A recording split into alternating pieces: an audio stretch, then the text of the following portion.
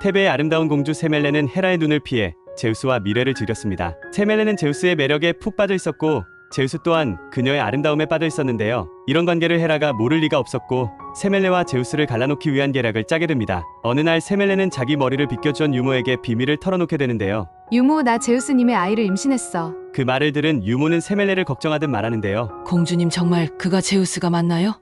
유모가 내뱉은 말에 잔잔한 호수에 돌을 던지듯 세멜레의 마음에 소용돌이치기 시작했습니다. 그도 그럴 것이 밤마다 자신을 찾아오는 사람이 스스로 제우스라고 했을 뿐 그 어디에도 그가 제우스라는 증거는 없었기 때문이죠. 걱정이 가득한 얼굴로 앉아있던 세멜레에게 유모는 그가 진짜 제우스인지 알 방법을 알려주게 됩니다. 정말 그가 제우스라면 그에게 평소 올림포스에서 입던 옷과 번개를 들고 나타나라고 하세요. 세멜레는 좋은 방법이라고 생각했고 그날 밤 제우스가 오기를 기다리게 됩니다. 여느 때와 다름없이 제우스는 아름다운 세멜레를 품기 위해 나타나게 되는데요. 제우스님, 부탁이 있어요. 들어주시겠어요? 말해보시오. 세멜레 당신의 부탁이라면 내 무엇이라도 들어주겠소. 저 스틱스 강에 맹세하리다. 정말인가요? 그렇다면 저에게 제우스님의 본 모습을 보여주세요. 당신의 빛나는 모습을 보고 싶어요.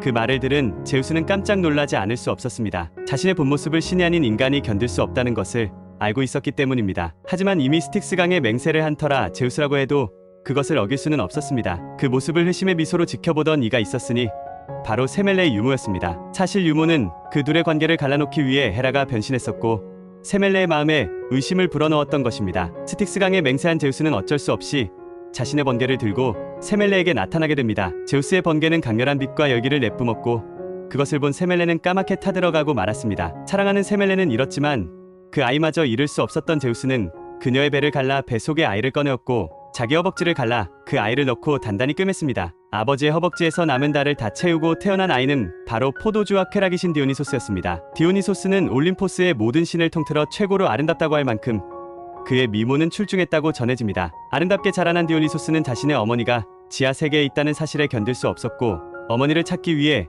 지하 세계로 떠나기로 마음먹게 됩니다. 그렇게 지하 세계를 찾아 헤맸지만 쉽게 찾을 수 없었고 그런 디오니소스 앞에 폴림노스라는 노인이 나타나게 됩니다. 폴림노스는 디오니소스에게 자신이 지하 세계로 가는 길을 알고 있다고 말하며 한 가지 소원을 들어주면 알려주겠다고 합니다. 내 소원은 아름다운 당신과 하룻밤을 보내는 것이오. 음흉한 폴림노스의 소원을 들은 디오니소스는 어머니를 구하기 위해 소원을 들어주기로 합니다. 그렇다면 내가 어머니를 구하고 난 후에 폴리모스 당신을 찾아오겠소. 폴림노스는 그 말을 믿고 디오니소스에게 지하로 가는 길을 가르쳐 주었고 디오니소스는 무사히 어머니를 구하게 됩니다. 하지만 지상에 어머니를 남겨둘 수 없었던 디오니소스는 세멜레를 올림포스로 데리고 가는데요. 세멜레는 신의 어머니 자격으로 제우스에게 티오나라는 새 이름을 받아 축제를 담당하는 여신이 되었다고 합니다. 그 후 디오니소스는 폴림노스와의 약속을 지키기 위해 그를 찾아가지만 그는 이미 죽은 후였습니다. 폴림노스는 죽었지만 그와의 약속을 지키기 위해 디오니소스는 무화과나무를 남근 모양으로 잘라 그 무덤에 꽂았고 폴림노스의 영혼을 위로해주는 행위를 했다고 합니다. 지금까지 아름다운 쾌락의 신 디오니소스에 관한 신화였습니다. 감사합니다.